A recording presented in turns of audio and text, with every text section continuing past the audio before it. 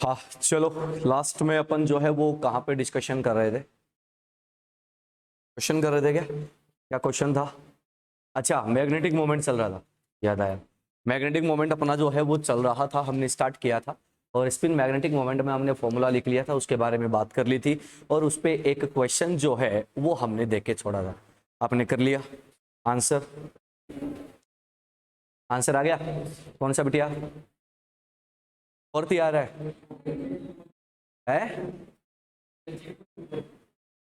Hg2 2 positive, बहुत बढ़िया। Google काम आ गया आखिरकार है। कौन सा? अच्छा अच्छा, चलो बहुत बढ़िया, आप लोगों ने जो है वो आंसर निकाल लिया, बहुत अच्छी बात है, बहुत अच्छे। मतलब ढूंढते हैं तो मिलता तो है नहीं क्या? अरे मान लो तुम्हारा कोई क्वेश्चन अटक गया और तुम सीधे मास्टर के पास पहुंच गए, मास्टर तुम्हें बता देगा, कोई दिक्कत नहीं है, लेकिन तुम सीखोगे नहीं, तुम कभी नहीं सीख पाओगे। आदमी कहाँ सीखता है? जहां अटकता है। अरे जहां अटकता है वहीं सीखता है। क्यों? क्योंकि जब वो अटकता है ना, तो उस चीज को सही करने के लिए वो बहुत सारी चीजों ढूंढता है, फिर ढूंढने कुछ बैठता है, मिलता कुछ और है। होता कि नहीं होता? एक चीज ढूंढने जाते हैं, चार चीजें मिलती है ना। तुमने सुना होगा कि जितने भी आज तक रिसर्च हुए हैं, डिस्कवरी हुए हैं, जो आदमी, जो साइंटिस्ट जिस चीज पे रिसर्च करने गया था वो कभी नहीं मिला उसको। मतलब जिस चीज पे उसने रिसर्च करी है ना कि यार मेरे को ना इस चीज पे रिसर्च करनी है, वो उसको कभी नहीं मिला, कभी नहीं। तो रेयरली कोई एक आध % ऐसा होगा तो होगा, ठीक है।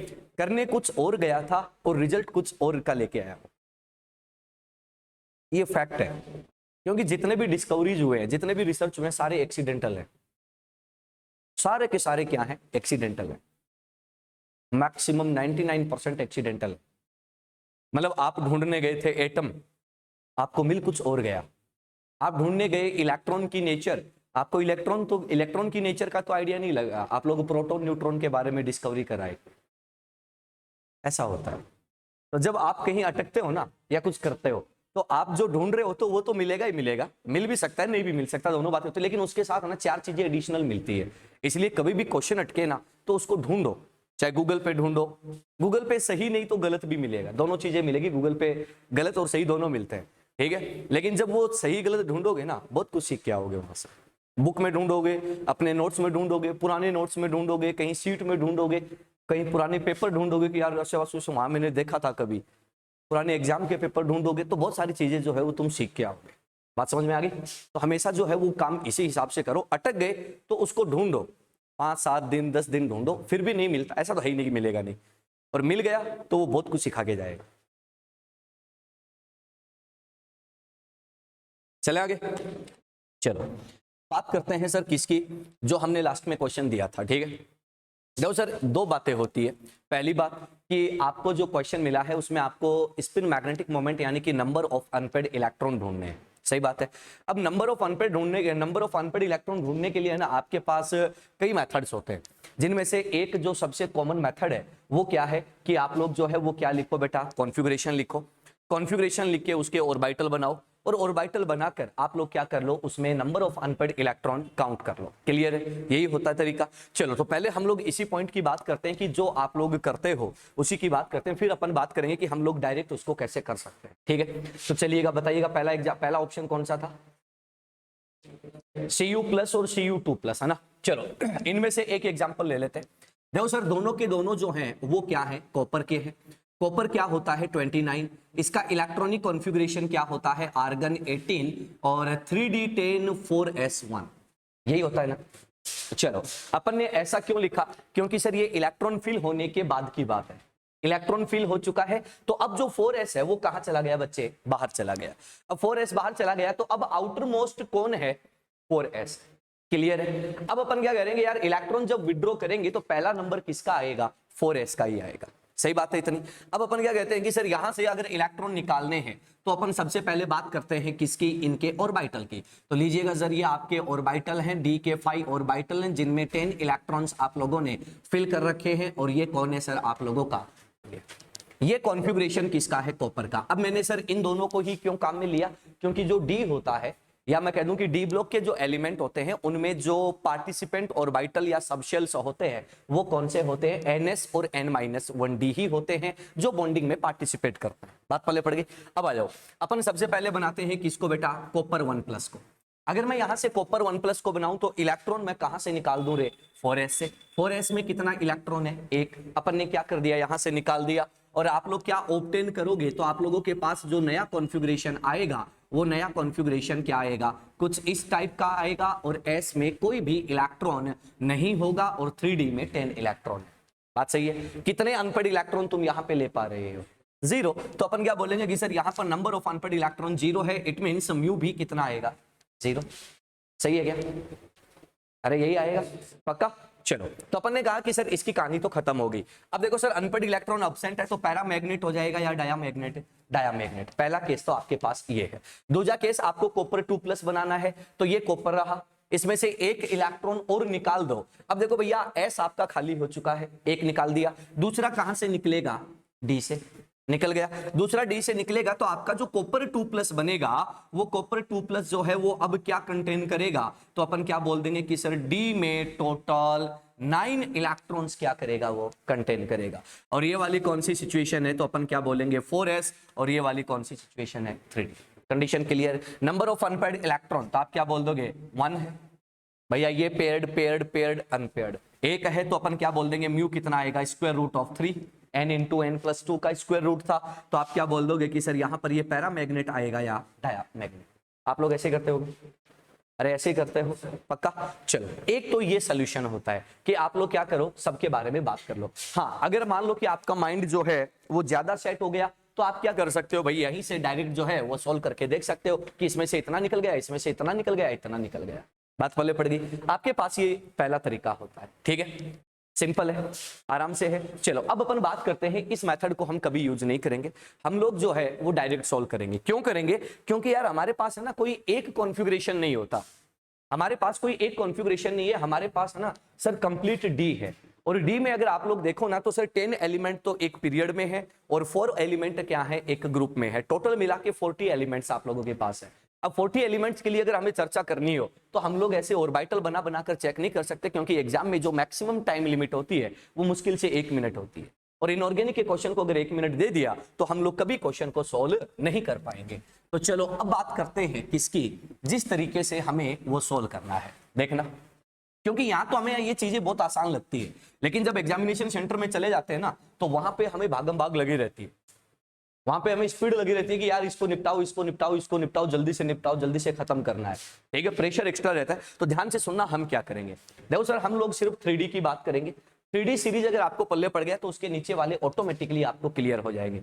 आओ भाई, 3D सीरीज में कौन कौन से एलिमेंट्स होते हैं, स्कैंडियम होता है, टाइटेनियम होता है, वेनेडियम होता है, क्रोमियम, मैंगनीज, आयरन, कोबाल्ट, निकल, कॉपर और कौन है लास्ट, जिंक।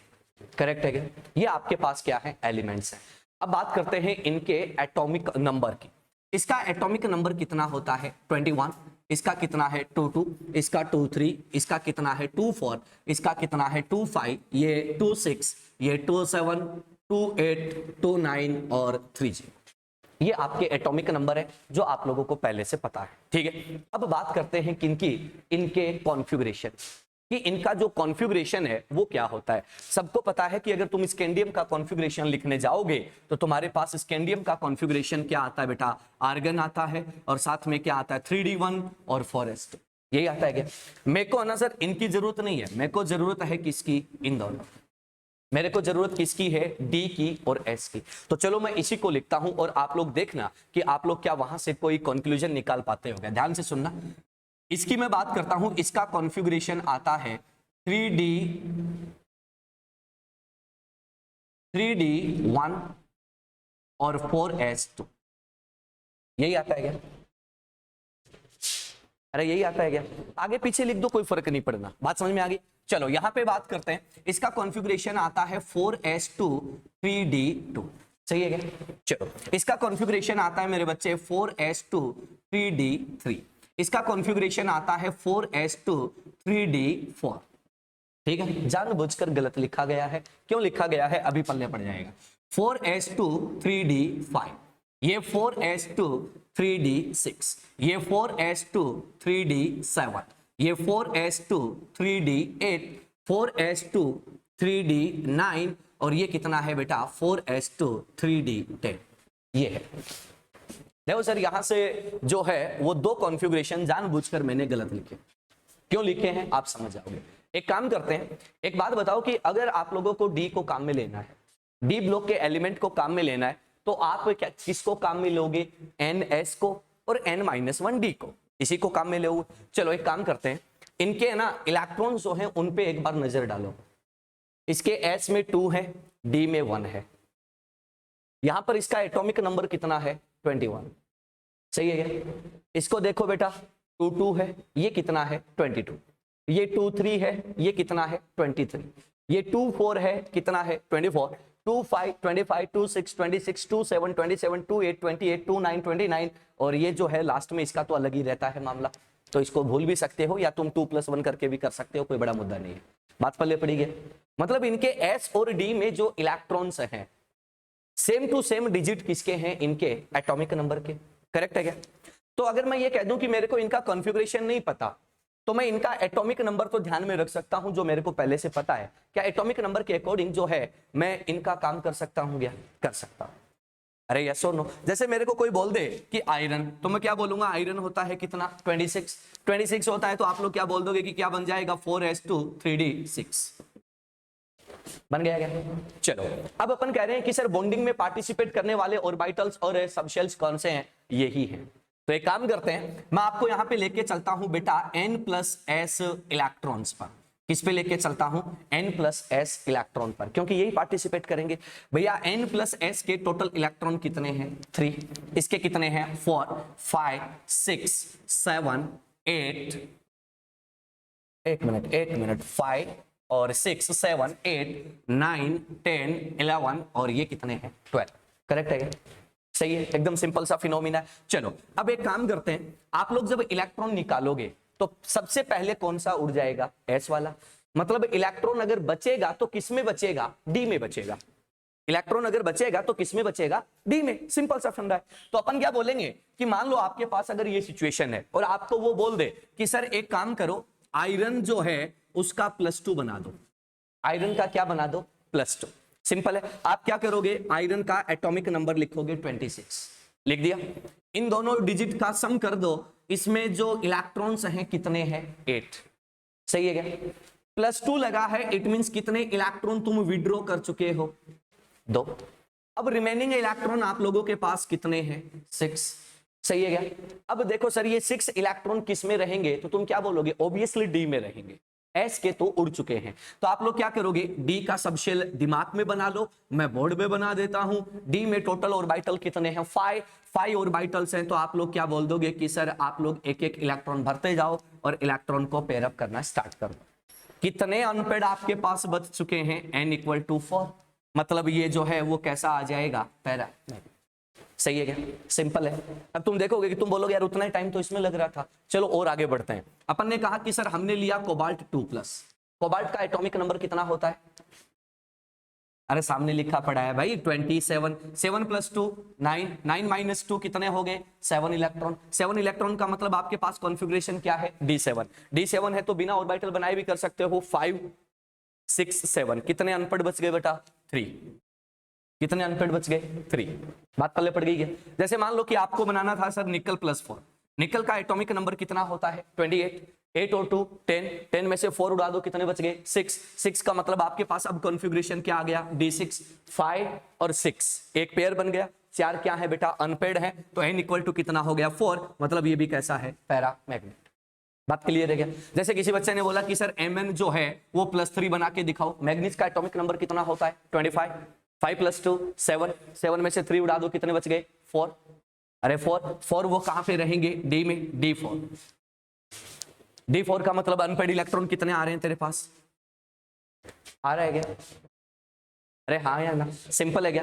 अब देखो सर क्या होता है, अब हमारे पास चलो 3D तो पल्ले पड़ गया, अब समस्या क्या आती है, बोला सर इनके नीचे जो आएगा उसके साथ हम क्या करेंगे।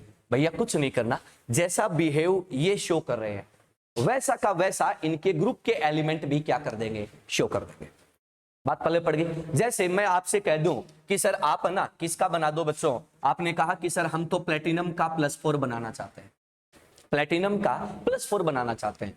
अब मेरे को प्लेटिनम का एटॉमिक नंबर नहीं पता, मेरे को उसका ग्रुप नंबर और पीरियड नंबर भी नहीं पता, क्योंकि मैंने अभी तक टेबल नहीं बनाई है। बात समझ में आ गई? तो मैं क्या करूंगा, मैं ये देखूंगा कि सर मेरे को इतना आइडिया रहेगा कि अगर मेरे को इतना आइडिया है कि प्लेटिनम जो है वो किसके नीचे आता है, कौन से ग्रुप में आता है, तो मैं बिना एटॉमिक नंबर और बिना ग्रुप पीरियड के मैं इसका काम निपटा सकता हूं। अपन क्या कहते हैं कि प्लेटिनम कहां आता है, निकल के नीचे। नहीं पढ़ोगे पिटोगे, अभी बनाएंगे तो आ जाएगा। तो अपन क्या कह रहे हैं कि निकल के नीचे आता है, निकल को बना लो, निकल का सेम टू सेम कौन आएगा, प्लेटिनम। हाँ या ना? तो अपन क्या बोलेंगे, निकल में जो +4 था उसका कितना था, D6, तो यहां भी कितना आएगा, D6। अनपढ़ इलेक्ट्रॉन कितना आ गया मेरे बच्चे, 4, ये भी कैसा रहेगा, पैरा मैग्नेट। बोले आसान है क्या? चलो कॉपर की बात कर लेते हैं। कॉपर का आपने 1+ बनाया, कॉपर का एटॉमिक नंबर कितना होता है, 29। 29 का मतलब कितने इलेक्ट्रॉन हो गए, 11। एक निकाल दो बेटा, कितने बच गए, 10। तो ये कितना आएगा, 3D10, और डी में 10 आने का मतलब अनपढ़ इलेक्ट्रॉन कितना रहेगा, 0, और ये कैसा रहेगा, डाया मैग्नेट। यस और नो? सिंपल है क्या, पक्का मान लो, कर सकते हो। चलो बचा कौन, जिंक।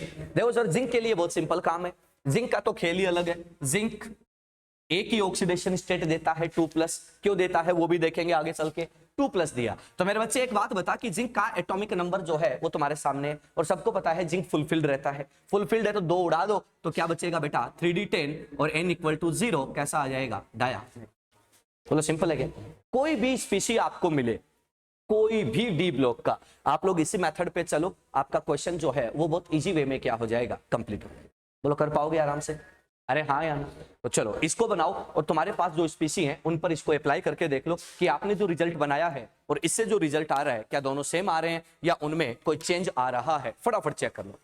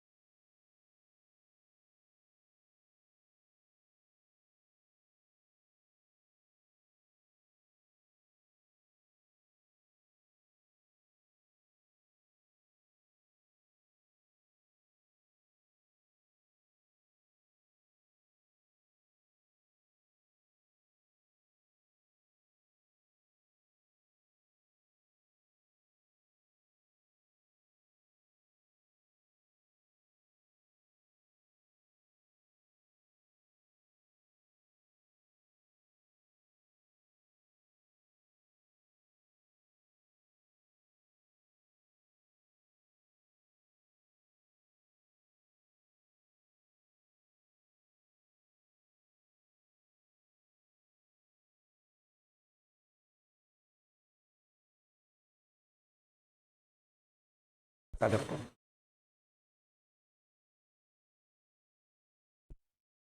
हैं। चर्चा करते हैं।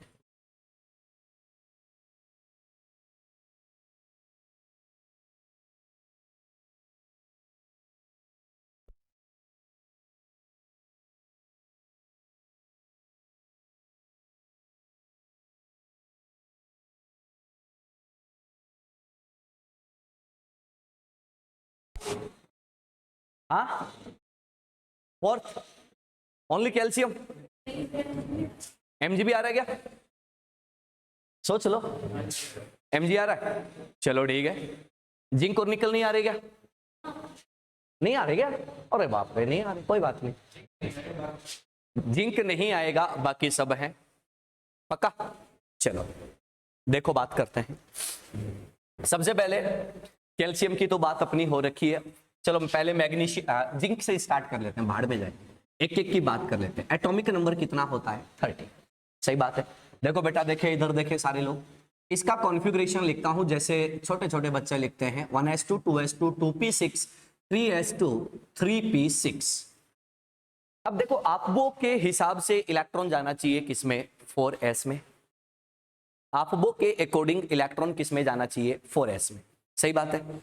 लेकिन मेरे को आपबो फॉलो नहीं करना, मैं किसको फॉलो कर रहा, सॉरी आपबो को फॉलो नहीं कर रहा, और इलेक्ट्रॉन में क्या कर रहा हूं? डायरेक्टली फिल कर रहा हूं एनर्जी में। तो आप लोग क्या बोलोगे? अब इलेक्ट्रॉन किस में जाना चाहिए? 3D। सही बात है, 3D में जाना चाहिए, तो आप क्या बोलोगे? डी में कितना आएगा? 10। काउंट करो, देखे 28 हो गए क्या? 2 अभी भी बाकी है।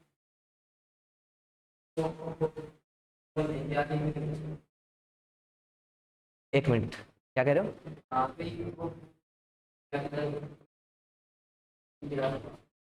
बेटा? क्वेश्चन देखो क्या कह रहा है। If Aufbau principle is not followed, बात समझ में आ गई? तो आपबो फॉलो ही नहीं करना है, और उसके आगे लिखा है कि electrons are filled in increasing order of their energy of subshell, ये लिखा है ना। तो क्वेश्चन खुद कह रहा है कि भाई तेरे को ऐसा करना ही नहीं है। बात समझ में आ गई? अपन नहीं कह रहे, ये क्वेश्चन कह रहा है। अपने से बोलता है कि जिंक का, जो जिंक है उसका इलेक्ट्रॉनिक कॉन्फ़िगरेशन, तो अपन आपबो के हिसाब से चलते हैं। लेकिन क्वेश्चन क्या कह रहा है कि फॉलो ही नहीं करना भाई, तेरे को फॉलो ही नहीं करना। बात क्लियर होगी? तो अपन क्या कह रहे हैं कि ये क्या आएगा? 3d10, और अब इलेक्ट्रॉन किस में जाएगा? 4s। सही है क्या? मतलब जिंक जो है, अगर तुम उसमें फॉलो करो या ना करो, मैग्नेटिक नेचर पे कोई इफेक्ट नहीं आएगा। सही बात है क्या? अगर मैं आपबो को फॉलो करता तो पहले इलेक्ट्रॉन 4s में आता, बाद में 3d में आता। फॉलो नहीं कर रहा तो पहले d में आ गया, अब s में आ गया। क्या मैग्नेटिक नेचर पे कोई चेंज आया? गया नहीं आया। मैग्नेटिक नेचर पे कोई चेंज नहीं आया, तो नंबर ऑफ अनपेड इलेक्ट्रॉन 0, और अब भी कैसा है? डायामैग्नेटिक। क्वेश्चन में क्या पूछा है? पैरामैग्नेटिक। बोलो बात क्लियर है क्या? चलो दूसरा क्वेश्चन। सर क्या जो जिंक है, ध्यान से सुनना, अगर मैं जिंक में आपबो प्रिंसिपल को फॉलो नहीं करता तो क्या जिंक का जो ब्लॉक है वो चेंज हो जाएगा क्या? बी केयरफुल, सोच समझ के जवाब दें। अगर मैं जिंक में आपबो को फॉलो करूं और ना करूं, दोनों केसेस में क्या इसका ब्लॉक चेंज हो जाएगा क्या? होगा क्या? बिल्कुल होना चाहिए। मतलब कॉन्फ़िगरेशन में चेंज नहीं आ रहा, लेकिन एक बात सुनो यार, अरे बेटा इतना सूगला मुंह मत बना, तू सूगला मुंह नहीं बनाते। देखो ध्यान से सुनना मूर्खो, मैं कह रहा हूं कि सर ये जो कॉन्फ़िगरेशन है, मतलब एक एक चीज लिख के जानी पड़ेगी। अगर ये आपबो को फॉलो करे, ठीक है, कौन? जिंक, तो क्या बनेगा? तुम क्या बोलोगे? 1s2 2s2 2p6 3s2 3p6, अब क्या आएगा? 4s2 और 3d3, ये आएगा ना। लास्ट इलेक्ट्रॉन कहां गया? तो तुम क्या बोलोगे? Last electron in d subshell. सही बात है क्या? अगर लास्ट इलेक्ट्रॉन मेरे बच्चे डी सबशेल में है, तो तुम क्या बोलोगे? ये कौन से ब्लॉक का है? डी ब्लॉक का। सही बात है क्या? अब इसमें आओ ना यार, इसमें लास्ट इलेक्ट्रॉन कहां आया है? 4s में। तो अपन क्या बोलेंगे कि last electron in 4s, last electron in 4s, it means कौन सा ब्लॉक है बच्चे? s block. कब? जब फॉलो नहीं कर रहा, मतलब ब्लॉक बदल जाएगा लेकिन मैग्नेटिक नेचर जो है उसमें चेंज नहीं आएगा, आज भी कैसा है ये डायामैग्नेटिक। बात पल्ले पड़ गई, पहला आंसर नहीं है। निकल पे आते हैं, निकल की बात करता हूं, बोलो भैया फॉलो वाला लिखूं या बिना फॉलो वाला? बिना फॉलो वाला लिख लेते हैं, समझ में आ जाएगा। अपन क्या बोले, 28 होता है 1s2 2s2 2p6 3s2 3p6। अब इलेक्ट्रॉन किस में दूं? डी में, सीधा डी में देना पड़ेगा, फॉलो नहीं कर रहे हम लोग। तो बोलो भैया डी में कितने आ जाएंगे? 10। देखो देखो 28 हो गए क्या? यस 28 हो गए। तो मेरे बच्चे एक बात बताओ कि लास्ट इलेक्ट्रॉन किस में है? In d subshell. Last electron d subshell में है, तो ये किसका आएगा? डी ब्लॉक का। भाई ये फॉलो करे या ना करे, ब्लॉक में चेंज नहीं करेगा। फॉलो करे या ना करे, ब्लॉक में चेंज नहीं होगा। बोलो बात क्लियर है क्या? अगली बात, सर देखो पहले कैसा आता था? पैरामैग्नेटिक, अब कैसा आएगा? डाया। ये भी आंसर नहीं। मैग्नीशियम की बात कर लेते हैं मेरे बच्चे। अगर मैं मैग्नीशियम की बात करूं तो मैग्नीशियम का एटॉमिक नंबर कितना होता है? 12। कितना होता है? 12। अपन क्या बोलेंगे, क्या होता है? 1s2 2s2 2p6। अब इलेक्ट्रॉन जो है वो किस में जाएगा? 3s2। ये तो सेम ही आ रहा है, ऐसा ही तो होता है ये।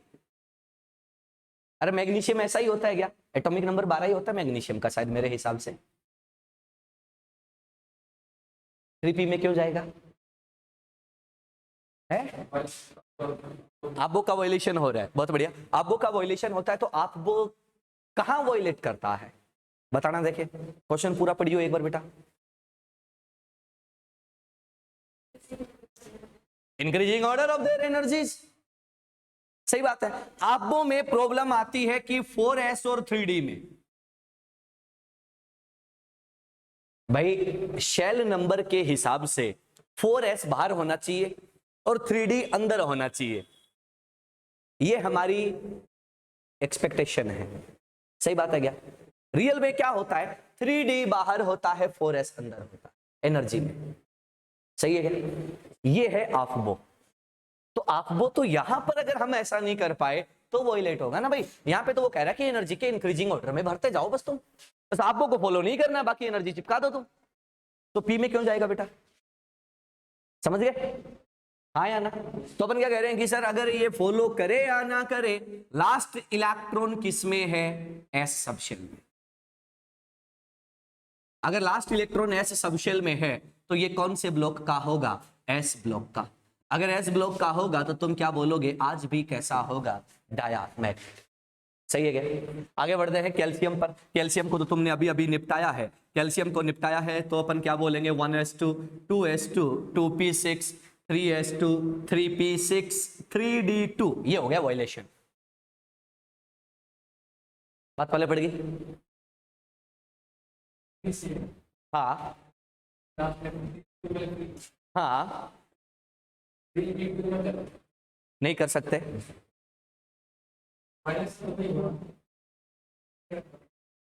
क्वेश्चन एक बार वापस पढ़ना, पूरा क्वेश्चन पढ़े एक बार, बोल के पढ़ ताकि मेरे को भी सुने। If Aufbau principle is not followed, सही बात है, and electrons are added in subshells in increasing order of their energies. सही बात है क्या? Then which of the following element is paramagnetic in nature. ये क्वेश्चन है क्या? अब एक बात बता कि अगर मैं आफबो को फॉलो नहीं कर रहा, कोई बात नहीं है, मैं सबसेल्स की एनर्जी के इंक्रीजिंग ऑर्डर में इलेक्ट्रॉन चिपकाऊं, तो पहले 1s, उसके आगे 2s, उसके आगे 2p, उसके आगे 3s, उसके आगे 3p, उसके आगे 3d, उसके आगे 4s। बात सही है क्या भाई? तुम आफबो को फॉलो करते हो तो भी कोई दिक्कत नहीं है, नहीं करते हो तो भी कोई दिक्कत नहीं है। कहां तक? यहां तक। एनर्जी का इंक्रीजिंग ऑर्डर बिल्कुल परफेक्ट है। प्रॉब्लम कठे है, पहली प्रॉब्लम कठे है। सही है क्या? और जब पहली प्रॉब्लम यहां है तो अगर यहां पर कोई आएगा उसमें आफबो का फॉलो नहीं होएगा, आफबो का वॉयलेशन पहली बार यहां पे होएगा। भाई अगर मैं सिर्फ इतना बोलता कि आफबो नॉट फॉलोड, आगे मैं तुम्हें कोई इंफॉर्मेशन नहीं देता, तुम अपनी मर्जी के मालिक थे, तुम कुछ भी कर सकते थे, लेकिन मैंने तुम्हें बाउंड कर दिया, क्या बोल के कि electrons are added in increasing order of energy of subshell. यहां पे मैंने तुम्हें बाउंडेशन दे दी, लिमिट दे दी, हाथ पल्ले पड़ गए। आपको को फॉलो नहीं करना है, बट एनर्जी का इंक्रीजिंग ऑर्डर तुम्हें लेके चलना है। बात पल्ले पड़ गई, ये क्वेश्चन में मैंने बोला। बोल पल्ले पड़ा क्या, कुछ समझ में आया? पक्का? जल्दी बोलो, जल्दी बोलो, समझ गए? तो आंसर कौन सा आ जाएगा? Calcium, only calcium. ठीक है, लपेटो फटाफट लपेटो, आगे बढ़ते हैं। सिंपल है, बहुत आसान चीजें हैं। अपन वही तो होता ना कि यार क्वेश्चन की लैंग्वेज अपने से क्या कह रही है, वो अगर अपन समझ गए ना तो कोई दिक्कत ही नहीं है।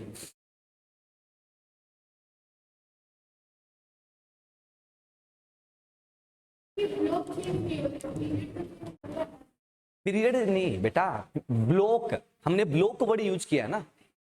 हाँ, पीरियड्स का हम बात नहीं कर रहे, पीरियड्स का हम बात नहीं कर रहे बेटा, क्योंकि क्वेश्चन जो है ना बेटा, कोई ना कोई एक रेफरेंस लेके बनाया जाता है। बिना रेफरेंस फ्रेम के क्वेश्चन नहीं बना सकते अपन।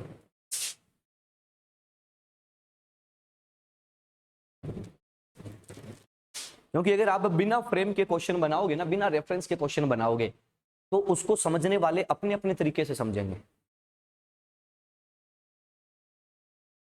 और तुम लोगों ने पीके मूवी देखी है क्या?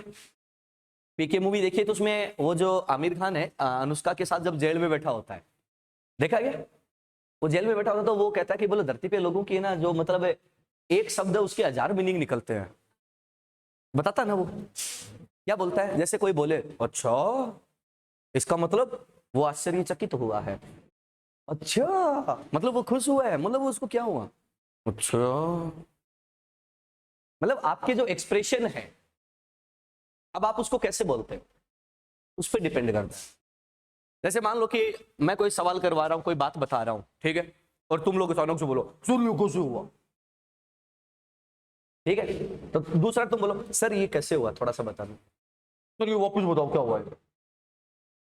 फर्क होता है ना चीजों का, वही चीज है बेटा। तो आप उस चीज को कैसे समझ पाओगे, क्योंकि वो तो लिख के दे दिया ना, उसने क्वेश्चन लिख के दे दिया, उसके साथ में थोड़ी कि भैया उसने है ना साथ में इमोटिकॉन भेजा है कि ये वाला है देखो हंसता हुआ है, अच्छा आप समझ गए हम क्या जवाब है इसका, ऐसा थोड़ी होता है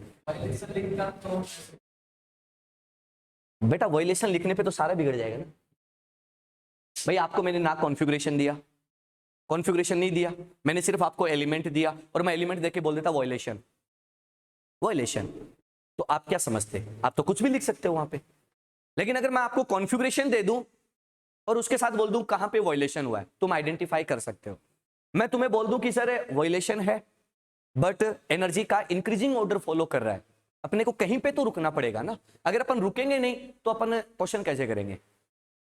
बात समझ में आ गई? तो क्वेश्चन का जो होता है लैंग्वेज, वो आपको सारी इंफॉर्मेशन दे देता है। किसी एक चीज को पकड़ के मत बैठो कि सर ऐसा है तो ना, पूरा क्वेश्चन पढ़ो कि क्वेश्चन जो है वो आपको क्या फील करवाना चाह रहा है। बस अगर वो पकड़ गए तो क्वेश्चन करने में कोई मुश्किल नहीं है। चलें आगे, चलो एक और क्वेश्चन करोगे क्या? ऐसा ही क्वेश्चन है, ठीक है, मेरे को लगा तुम एक बार में समझ जाओगे, कोई बात नहीं। देखो sir, if Agbo principle is not followed, if Agbo principle is not followed and electrons are progressively filled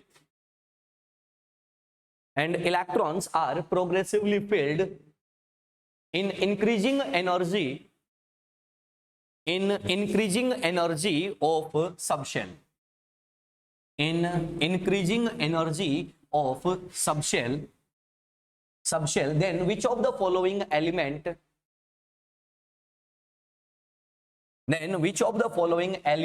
cannot change? Then which of the following element cannot change their position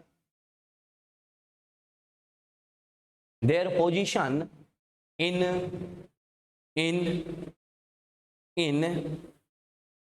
block classification, अब question देख लेना, आराम से समझ लेना, ठीक है, उसके बाद मेरे को जवाब देना, ठीक है। ऑप्शंस आपको मिले हैं, पहला ऑप्शन पोटेशियम, दूसरा ऑप्शन आपको जो मिला है वो मिला है मैंगनीज, तीसरा ऑप्शन जो है आपको मिला है silicon, silicon not con, number 4 जो ऑप्शन आपको मिला है वही आपका प्यारा ऑप्शन दे देता हूं, कैल्शियम, कैल्शियम ले लो, आराम से चेक कर लो।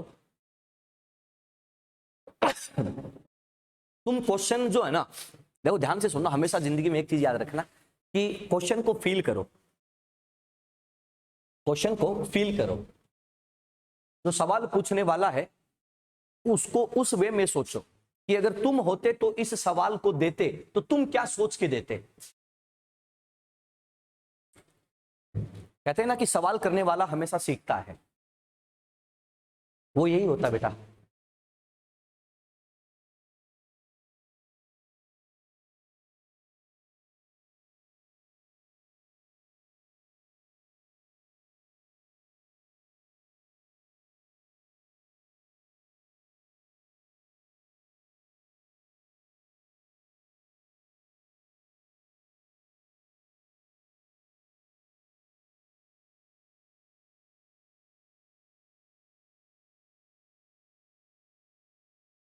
आराम से चेक कर लो, कोई दिक्कत नहीं है।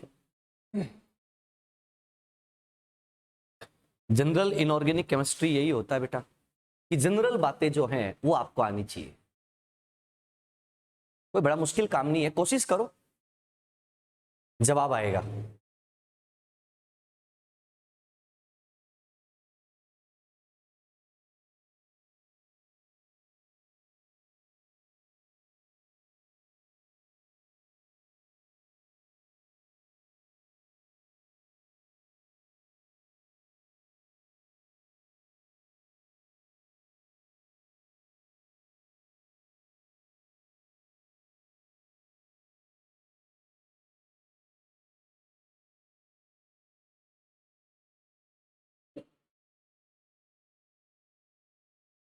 और can not change their position in block classification, है ना, ये वर्ड जरूर ध्यान रखना। अब देखो पीछे क्या कहता आ रहा है वो क्वेश्चन का सपोर्ट है, और लास्ट में जो बोल रहा है ना, लास्ट में जो बोल रहा है वो क्वेश्चन को रिजल्ट देगा, क्योंकि क्वेश्चन में बहुत बातें होती है लेकिन वो पूछना क्या चाहता है ये इंपॉर्टेंट होता है।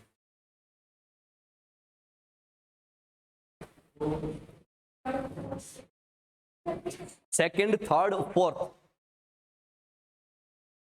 सिर्फ सेकंड, तेरे को तेरे पे विश्वास नहीं है, कोई बात नहीं बेटा, विश्वास आएगा, धीरे धीरे आएगा। Second third, first second third, second third fourth, बावली सॉरी,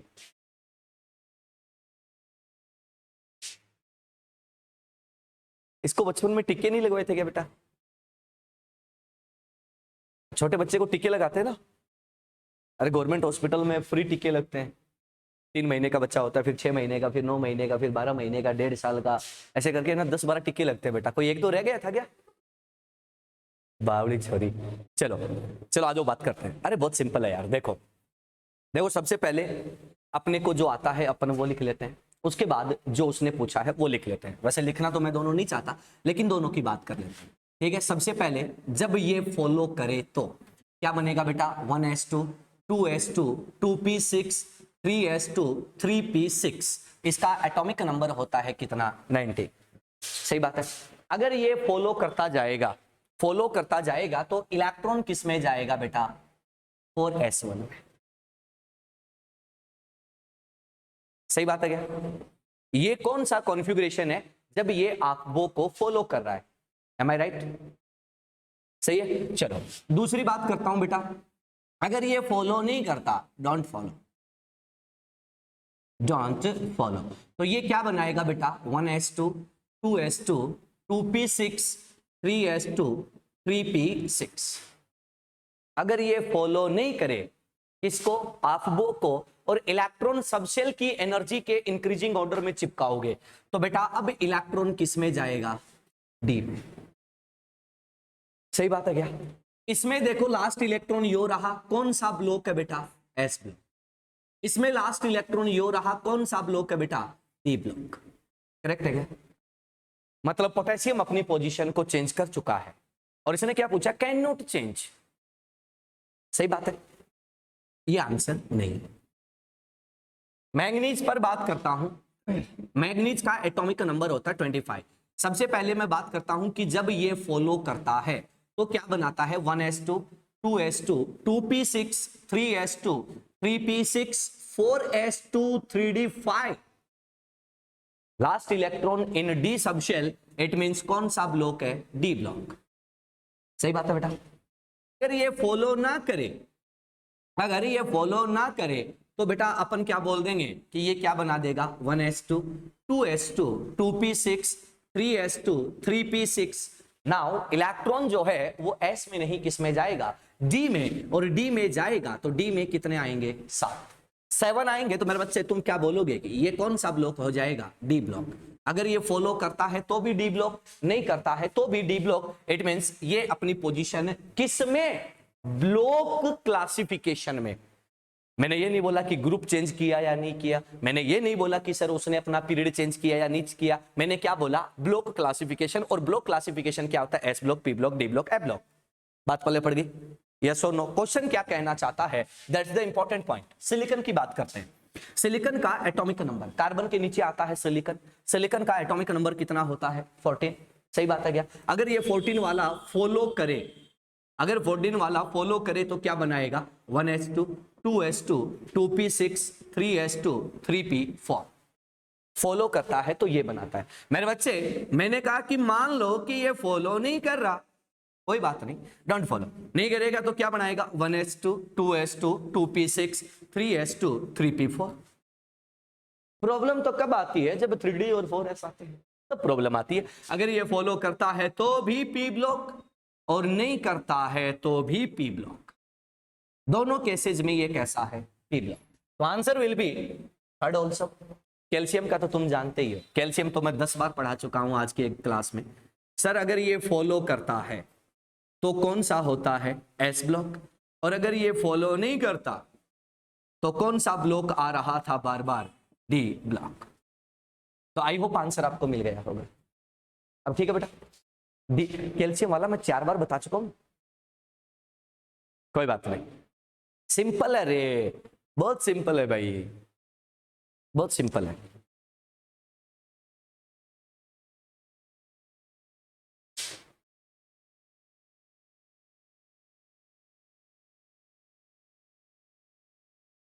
कोई मुश्किल काम थोड़ी है भाई, मैंने कोई हाई फाई चीज तो बताई नहीं तुम्हें, एकदम बिल्कुल टू द पॉइंट अपन ने छोटा सा प्रोग्राम सेट किया है इसका। चलो आगे बढ़ेगा, ये खेल आपका क्या होता है यहाँ पे, इसका खत्म। आगे बढ़ता हूं, अगले पॉइंट पर चलता हूं, ध्यान से सुनना। अगला जो पॉइंट है, अगला जो क्वेश्चन है, बिल्कुल इसी से रिलेटेड है, स्पिन मैग्नेटिक मोमेंट से, लेकिन आपको का जो वायलेशन है उससे रिलेटेड नहीं है। ठीक है, अगले लेक्चर में एक एक का कॉन्फ़िगरेशन लिखना भी बता दूंगा, एक एक पॉइंट का मतलब बता दूंगा, टेंशन मत लेना। ठीक है, हो सकता है कि कईयों को कॉन्फ़िगरेशन ना आए, कईयों को आते हो, ठीक है, तो उससे अपने को कोई मतलब नहीं है, अपन जो है सारे कॉन्फ़िगरेशन एक साथ एक ही स्टेप में लिख देंगे। ठीक है, तो चलिएगा नेक्स्ट एक छोटा सा क्वेश्चन लिखिएगा, लिखो लिखो select correct statement, select correct statement. अब बेटा अरबाज हो गया, हरीश लिख दिया, चलो भाई सोल्यूशन आना रे छोरो, तुम प्रॉपर रखना।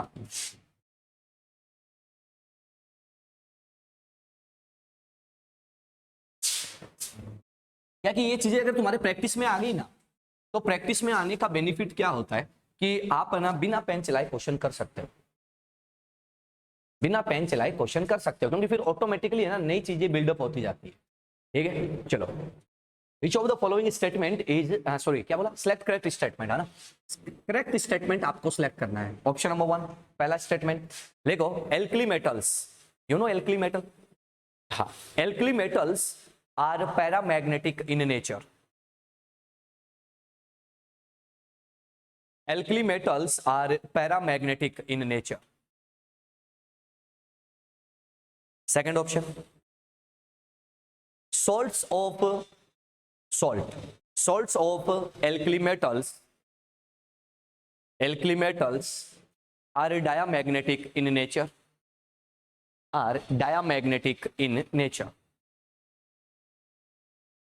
Third option, alkaline earth metals are paramagnetic in nature.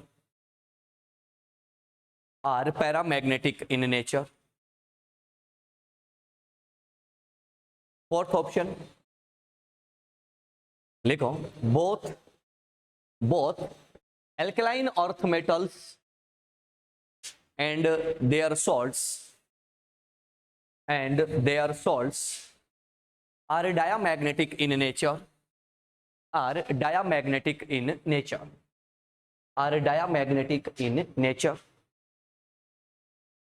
Next, लिखो,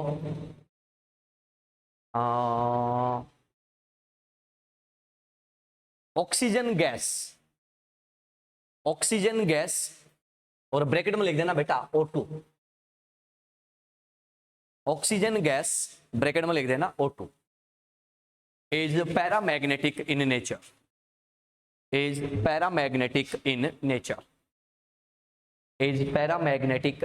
nature. Let's start.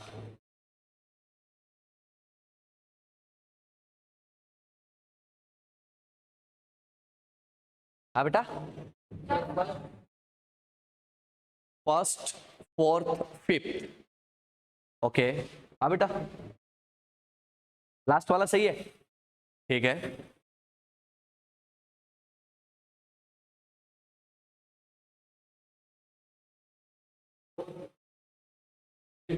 फिफ्थ मतलब सेकंड गलत है, थर्ड गलत है, सॉरी, थर्ड गलत है, बाकी सारे क्या हैं, सही है.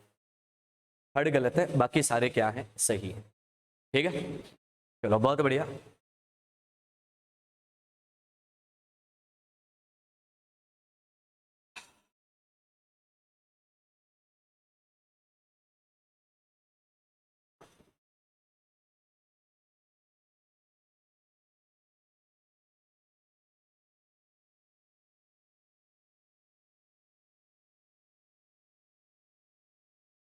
फर्स्ट सेकंड फोर्थ फिफ्थ मतलब थर्ड गलत है. चलो कोई बात नहीं, आओ देखो बात करते हैं सबसे पहले एल्कली मेटल्स की. अब भाई एल्कली मेटल्स की मैं बात करूं तो मेरे बच्चे एल्कली मेटल्स कौन से होते हैं, तो आप लोग क्या कहते हो, एस ब्लॉक में जो पहले वाला ग्रुप है उसको बोलते हैं एल्कली मेटल. कल अपन इसके भी चर्चा कर लेंगे. क्या होता है, तो हाइड्रोजन को छोड़ दो, हाइड्रोजन तो वैसे भी नोटोरियस है, आवारा है, उसकी जगह फिक्स नहीं है. Lithium, sodium, potassium, rubidium, caesium और फ्रेंसियम, इनका जनरल कॉन्फ़िगरेशन क्या होता है, इनर्ट गैस जो उससे रिलेटेड है वो, और साथ में क्या होता है, NS1. ये है alkali metal. Number of unpaired electron कितने हैं, तो आप लोग क्या बोलोगे, अनपेयर्ड इलेक्ट्रॉन्स 1 है. इट मींस पैरा या डाया, तो अपन क्या बोलेंगे, para. All alkali metals are paramagnetic in nature without any exception. ठीक है. दूसरा option, salts of alkali metal बोला होगा. फॉर एग्जाम्पल मैं बोल दूं NaCl, सॉल्ट है. एल्कली मेटल का है, एल्कली मेटल ऑलवेज +1 फॉर्म करते हैं, तो मेरे बच्चे ये क्या बन जाता है, Na1+ और Cl-. अब मेरे बच्चे एक बात बताओगे यार, यहां से अगर मैं इलेक्ट्रॉन निकाल देता तो अपन क्या बोलेंगे कि सर एल्कली मेटल है और उस एल्कली मेटल का यूनिपॉजिटिव आप लोग कैटायन बनाओगे, तो बच्चों ये क्या बना देगा तुम्हें, इनर्ट गैस, और साथ में क्या देगा, NS0. वैसे इसमें 0 हम लिखते नहीं है, लेकिन हम अपनी फायदे के लिए लिख लेते हैं. इनर्ट गैस फुलफिल्ड है, तो अपन क्या बोलेंगे कि सर यहां पर अनपेयर्ड इलेक्ट्रॉन अब्सेंट रहेगा, सो दैट आप लोग क्या बोल दोगे कि all sorts of alkali metals are diamagnetic in nature. Second statement correct है. चल थर्ड पे चलते हैं. अपन क्या बोलेंगे कि एल्कलाइन अर्थ मेटल, इनको क्यों बोलते हैं, क्यों इनके नाम पड़े, सब पे आएंगे बात पे. अपन कहते हैं कि general electronic configuration is inert gas and NS2. NH2 है तो अपन बोलेंगे कि सर आउटर मोस्ट को चेक कर लो, इनर कोर तो फुलफिल्ड है, तो अपन बोलेंगे कि अनपेयर्ड इलेक्ट्रॉन्स कितना आएगा भैया, 0, डायामैग्नेटिक, यानी कि alkaline earth metals are diamagnetic in nature. और बेटा मैं बात करता हूं नंबर 4 की, salts of alkaline earth metal. इसका मतलब आप लोगों के एल्कलाइन अर्थ मेटल जो हैं वो क्या बनाएंगे, तो अपन बोल देंगे di positive cation. Di positive cation बनाएंगे तो आप लोग क्या बोलोगे मेरे बच्चों, कॉन्फ़िगरेशन क्या आएगा, IgNS0, करेक्ट है। ऐसा आएगा तो अगेन आप लोग क्या ऑब्टेन करोगे, अनपेयर्ड इलेक्ट्रॉन 0, सो दैट अपन क्या बोल देंगे कि sir all salts are diamagnetic in nature. तो भैया थर्ड स्टेटमेंट तो मेरे हिसाब से गलत हो गया क्योंकि उसने उसको पैरामैग्नेटिक बोल दिया है, लेकिन फोर्थ स्टेटमेंट बोल रहा है कि both alkaline earth metal and salts of alkaline earth metals are diamagnetic in nature, correct है। मतलब पहला सही है, दूसरा सही है, चौथा सही है, और पांचवा जो है वो कौन सा है, O2। O2 की बात करते हैं। देखो बच्चों, O2 में दो बातें होती है। O2 जो होता है, अगर मैं बात करूं according to VBT, according to VBT ये कैसा होता है, डायामैग्नेटिक। अकॉर्डिंग टू VBT कैसा होता है, डायामैग्नेटिक। तुम बोलोगे ये बात बताने की थोड़ी है, बिल्कुल है सर। क्वेश्चन में अगर वो आपको बोल दे कि according to VBT which of the following molecule is paramagnetic और डायामैग्नेटिक इन नेचर, तो वहां पे अपन उनकी नेचर पे बात नहीं करेंगे, अपन ये बोलेंगे कि VBT क्या कह रहा है, अपन वही बोलेंगे।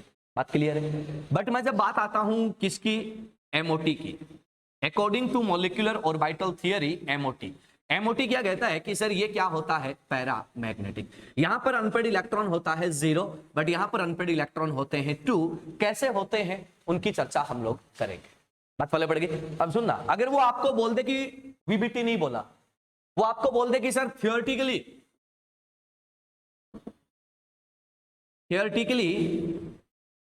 O2 कैसा होता है, डायामैग्नेटिक, बट वो बोल दे कि प्रैक्टिकली कैसा होता है, पैरामैग्नेटिक। अब तुम बोलोगे ऐसा क्यों, तो बेटा VBT जो है वो पहला कॉन्सेप्ट था जो 100% थियोरेटिकल बेस था। उसके बाद MOT जो है वो VBT में जो ड्रॉबैक्स रह गए थे उनको प्रैक्टिकल एविडेंसेस के बेस पे क्या करके आया है, सोल्व करके आया है। बात पहले पड़ गई। तो आंसर क्या है, पांचवा भी क्या है, सही है। Yes sir. VBT का मतलब वैलेंस बॉन्ड थियरी, वो बड़ा पढ़ाऊंगा आगे, बॉन्डिंग में टेंशन मतलब। MOT मॉलिक्यूलर ऑर्बिटल थियरी, ये सब बेटा उसमें आएंगे, टेंशन मतलब बॉन्डिंग में सब पढ़ाऊंगा एक एक करके, उसकी तो टेंशन मतलब, ठीक है। तो चलो सर, आज का कार्यक्रम जो है यहीं पे खत्म करते हैं। कल जो है हम लोग S block, P block, D block, F block जितने भी हैं सबके कॉन्फ़िगरेशंस को लिखना सीखेंगे, ठीक है। और ये देखेंगे कि उनको याद कैसे रखना है कि भैया एग्जाम में, क्योंकि तुमने देखा होगा कि इस साल तो नहीं आया लेकिन last year, before last year, हर साल आपको कॉन्फ़िगरेशन का एक क्वेश्चन हमेशा मिला है, और वो मिला भी किसका है, F ब्लॉक का। F ब्लॉक का मिला है तो उसको लिखना बहुत आसान होता है, आप सेकंड्स में कॉन्फ़िगरेशंस को लिख सकते हो, चाहे कोई सा भी कॉन्फ़िगरेशन हो। तो अपन उस पर चर्चा करेंगे, ठीक है। थोड़ा सा टाइम कंज्यूमिंग वो होता है, लेकिन एक बार सीख गए तो उसको करना बहुत आसान होता है। चलो मिलते हैं कल, तब तक के लिए गुड बाय। अभी क्वेश्चन लगाएंगे आप लोगों ने, वो क्वेश्चन बैंक आपको दिया है।